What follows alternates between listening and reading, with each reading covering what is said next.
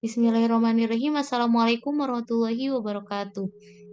Perkenalkan, nama saya Ulfa Jamilah Nurdin dengan NIM 200106221.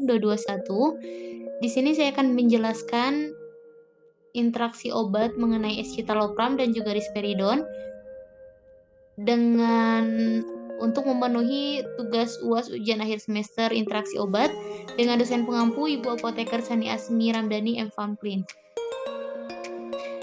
Yang pertama, dari jurnal literatur yang saya gunakan, didapatkan kasus yaitu beberapa tahun terakhir sejumlah besar obat-obatan psikotropika ini telah diperkenalkan dalam praktik klinis, sehingga membawa potensi interaksi obat yang lebih besar. Enzim CYP450 ini mengoksidasi senyawa endogen dan eksogen dan menjadikannya layak untuk dieliminasi. Mereka terutama memetabolisme steroid dan neuropeptida. Meskipun terdapat lebih dari 40 jenis enzim CYP450, tetapi hanya sekitar 6 yang relevan secara klinis dan bertanggung jawab atas lebih dari 90% aktivitas sistem CYP450 ini.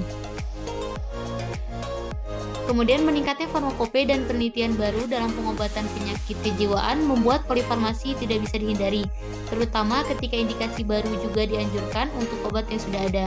Obat-obatan psikotropika yang lebih baru seperti SSR dan juga antipsikotika tipikal dimetabolisme secara ekstensif oleh enzim CYP450 dan rentan terhadap interaksi obat-obat berbasis metabolik. Berikut merupakan kasus yaitu terjadi pada seorang mahasiswa teknik berusia 19 tahun yang dimana dia mempunyai gejala suasana hati yang sedih, ketidaktertarikan pada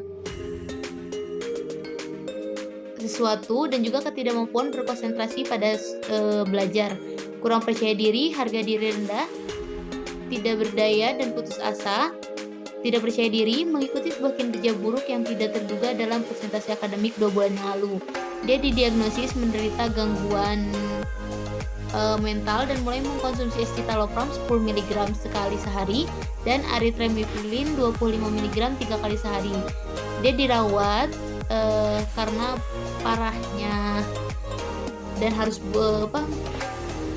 rasa ingin bunuh diri, dan juga dirawat dengan terapi elektrokonvulsif atau ECT. Di akhir masa pengobatan ECT, kondisinya membaik secara signifikan dan dia dipulangkan dengan escitalopram dan amitriptilin.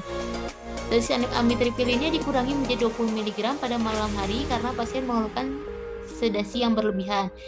Nah, setelah itu dia tetap sehat dan melakukan tindak lanjut mingguan selama 2 minggu.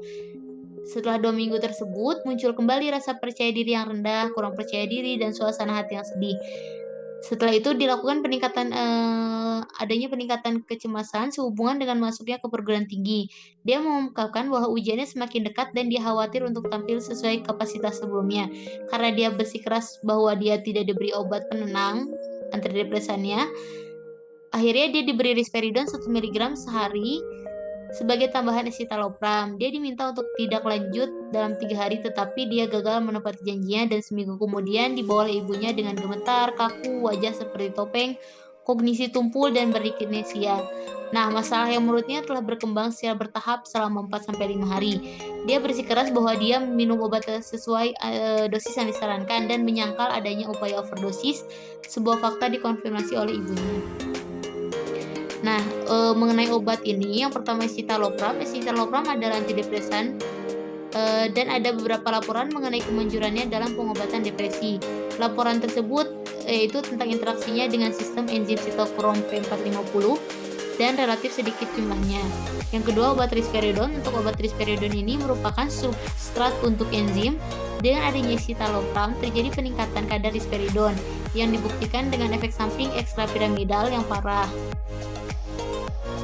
Escitalopram ini merupakan golongan SSRI yang lebih baru, yang dimana suatu enantiomer dari citalopram ini aman dan efektif dalam pengobatan depresi.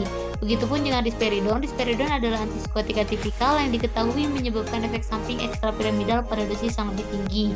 Meskipun bukan merupakan indikasi yang disetujui, risperidon ini telah digunakan sebagai pengobatan tambahan untuk depresi.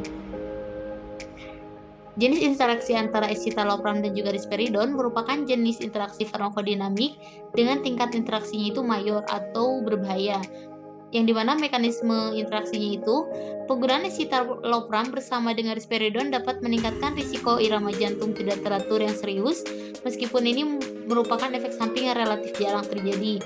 Tetapi apabila digunakan bersamaan, juga rentan jika memiliki kondisi jantung yang disebut sindrom Kite panjang bawaan, kelainan induksi, atau gangguan elektrolit.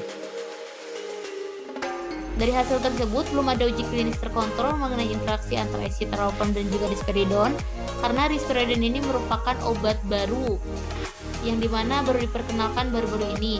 Kasus ini juga menggambarkan kemungkinan interaksi antara obat-obatan baru dan potensi bahayanya jika dilakukan tanpa kehati-hatian. Meskipun interaksi ini merupakan pengamatan yang tidak sengaja, hal ini memerlukan penyelidikan lebih lanjut. Didapatkan kesimpulan bahwa pada pasien ini mungkin merupakan pemetabolisme substrat yang buruk menggunakan enzim 2D6. Namun ini bukan kondisi umum kecuali pada orang bule. Sekalipun asumsi ini benar, ini hanya menggambarkan perlunya penelitian di India mengenai sistem enzim CYP450 dan berbagai potensi interaksinya, yang dimana mengingat meluasnya penggunaan obat-obatan baru dalam pengobatan penyakit kejiwaan. Berikut merupakan daftar pustaka yang saya jadikan acuan. Terima kasih. Wassalamualaikum warahmatullahi wabarakatuh.